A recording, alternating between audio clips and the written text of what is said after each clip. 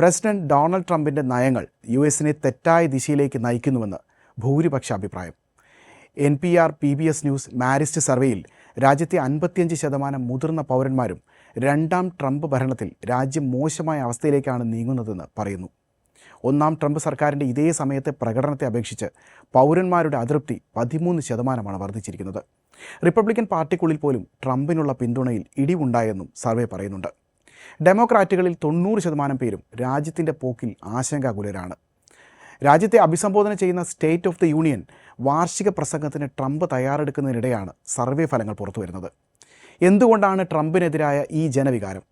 ട്രംപിൻ്റെ വിവാദപരമായ ആഗോള നയങ്ങളും ആഗോള താരിഫുകളും സാധാരണക്കാരുടെ ജീവിത ചെലവ് വർദ്ധിപ്പിച്ചതായി സർവേകൾ ചൂണ്ടിക്കാട്ടുന്നു. അടുത്തിടെ സുപ്രീം കോടതി ട്രംപിൻ്റെ ചില താരിഫ് തീരുമാനങ്ങൾ റദ്ദാക്കിയിരുന്നു. ഇതിനെ മറികടക്കാൻ അദ്ദേഹം പുതിയ ഉത്തരവുകൾ പുറപ്പെടുവിക്കുകയും ചെയ്തു. ഇത് വിപണിയിലും ജനങ്ങൾക്കിടയിലും വലിയ അനിശ്ചിതത്വം സൃഷ്ടിച്ചിട്ടുണ്ട്. ഇതിന് പുറമെ രാജ്യത്തെ ജനാധിപത്യ സംവിധാനങ്ങളിലുള്ള വിശ്വാസവും കുറഞ്ഞു വരുന്നതായി സർവേ വ്യക്തമാക്കുന്നുണ്ട്.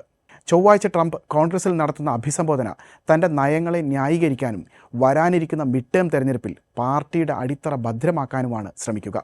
എന്നാൽ സാമ്പത്തിക പ്രതിസന്ധിയും ആഗോളതലത്തിൽ അമേരിക്ക ഒറ്റപ്പെടുന്നതും ട്രംപിന് മുന്നിലുള്ള വലിയ വെല്ലുവിളിയായി അവശേഷിക്കുകയാണ്.